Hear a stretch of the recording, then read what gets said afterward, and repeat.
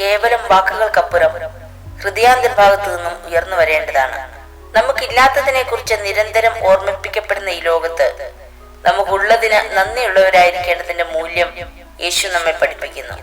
വിശുദ്ധ ലൂക്കോസ് എഴുതിയ സുവിശേഷം 17-ാം അധ്യായം 11 മുതൽ 19 വരെയുള്ള വേദഭാഗം ഈ ആശയം കൂടുതൽ വ്യക്തമാക്കി തരുന്നുണ്ട്. യേശു കർത്താവ് യെരുശലേമിലേക്കുള്ള യാത്രയിലാണ്. ക്രൂശ് മരണത്തിലേക്ക് സ്വയം ഏൽപ്പിച്ചു കൊടുക്കുവാനുള്ള യാത്ര. അതിനിടയിൽ ഒരു ഗ്രാമത്തിൽ ചെല്ലുമ്പോഴാണ് 10 കുഷ്ഠരോഗികളെ കാണുന്നത്. കുഷ്ഠരോഗികളെ യഹൂദ സമൂഹം എങ്ങനെയാണ് കണ്ടിരുന്നതെന്ന് നാം ഇന്നലെ ചിന്തിച്ചു.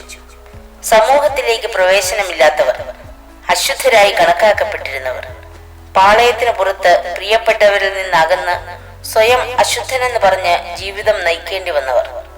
അങ്ങനെയുള്ള 10 പേരാണ് കർത്താവിന് എതിർപ്പെട്ടത്. അവർ അടുത്തു വന്നതായോ മുട്ടുകുത്തിയതായോ ഒന്നും ഇവിടെ പറയുന്നില്ല. ദൂരെ നിന്നുകൊണ്ടാണ് യേശു നായക ഞങ്ങളോട് കരുണയുണ്ടാകണമേ എന്ന് പറഞ്ഞത്.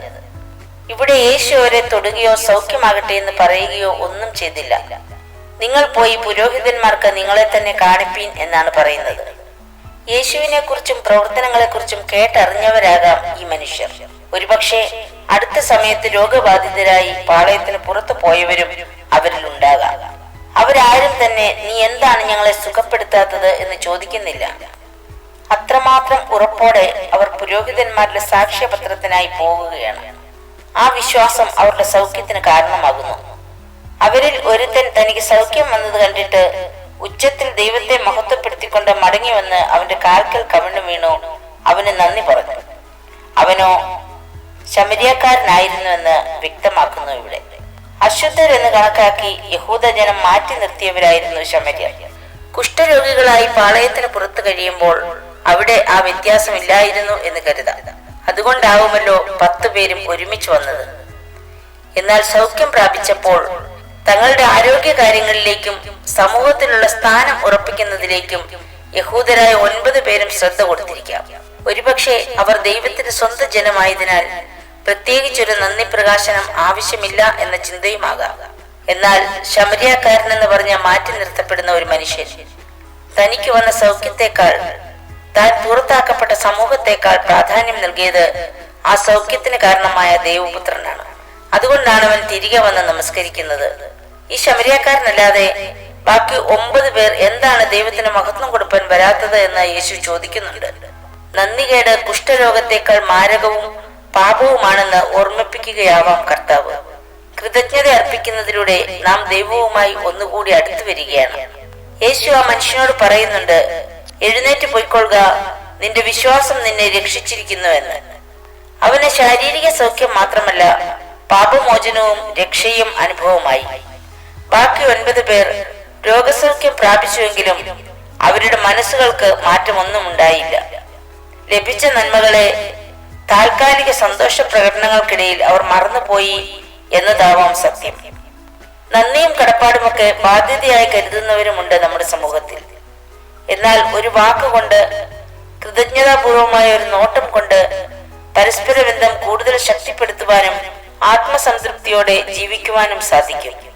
ദൈവം ചെയ്ത ഉപകാരങ്ങൾക്ക് നന്ദി അർപ്പിക്കുന്ന അനേകം ദൃഷ്ടാന്തങ്ങൾ വേദപുസ്തകത്തിൽ കാണാം.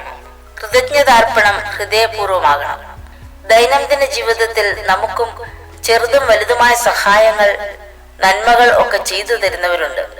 അവരോടൊക്കെ കൃതജ്ഞതാപൂർവം വർത്തിക്കുവാൻ നാം ശ്രമിക്കാറുണ്ടോ? ചോര നീരാക്കി നമുക്ക് വേണ്ടി ജോലി ചെയ്യുന്ന മാതാപിതാക്കൾ, സ്നേഹത്തോടെ ചേർത്ത് നിർത്തുന്ന സഹോദരങ്ങൾ, സമയം പങ്കിട്ട് നൽകുന്ന സ്നേഹിതരും പ്രിയപ്പെട്ടവരും, ഒരു നേരം ഭക്ഷണം വിളമ്പിത്തരുന്നവർ, അങ്ങനെ അനേകം സഹായങ്ങൾ ചെയ്യുന്നവർ നമ്മുടെ ചുറ്റുപാടിലുമുണ്ട്. ഒരിക്കലെങ്കിലും ഹൃദയപൂർവ്വം അവരോടൊരു നന്ദി വാക്ക്, കൃതജ്ഞതയുടെ ഒരു പുഞ്ചിരി, സ്നേഹാർദ്രമായൊരു നോട്ടം നൽകുവാൻ കഴിഞ്ഞിട്ടുണ്ടോ എന്ന് സ്വയം ചോദിക്കാം.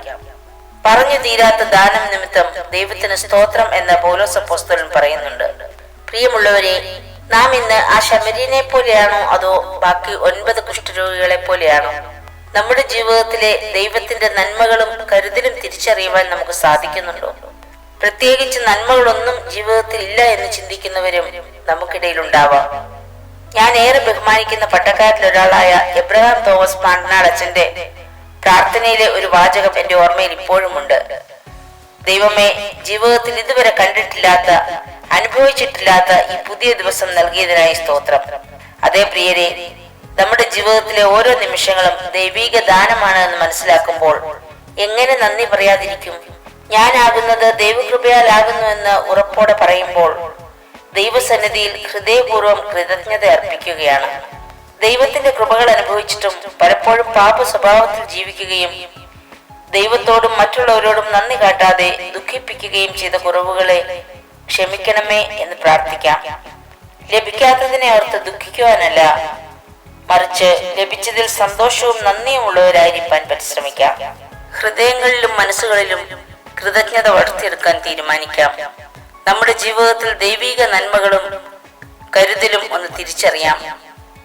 ദൈവത്തോടും സമസൃഷ്ടികളോടും ഹൃദയപൂർവ്വം നന്ദി പ്രകടിപ്പിക്കാം. നോമ്പ് നമ്മെ കൃതാർത്ഥ ഹൃദയമുള്ളവരാക്കി രൂപാന്തരപ്പെടുത്തട്ടെ. സങ്കീർത്തനക്കാരനോട് ചേർന്ന് പറയാം, യഹോവ എനിക്ക് ചെയ്ത സകല ഉപകാരങ്ങൾക്കും ഞാൻ അവന് എന്ത് പകരം കൊടുക്കും? ഞാൻ രക്ഷയുടെ പാനപാത്രം എടുത്ത് യഹോവയുടെ നാമം വിളിച്ചപേക്ഷിക്കും. യഹോവയ്ക്ക് ഞാൻ എന്റെ നേർച്ചകളെ അവന്റെ സകല ജനവും കാണുക കഴിക്കും. പ്രിയ പിതാവേ, ഞങ്ങളുടെ ജീവിതത്തിൽ നീ നൽകിയ എല്ലാ നന്മകൾക്കും നന്ദിയുള്ളവരായിരിക്കാനും ഓരോ ചെറിയ സഹായവും ചെയ്തു തരുന്ന സമസൃഷ്ടികളോട് നന്ദി പ്രദർശിപ്പിക്കുവാനും ഞങ്ങളെ സഹായിക്കണമേ. ആമേൻ.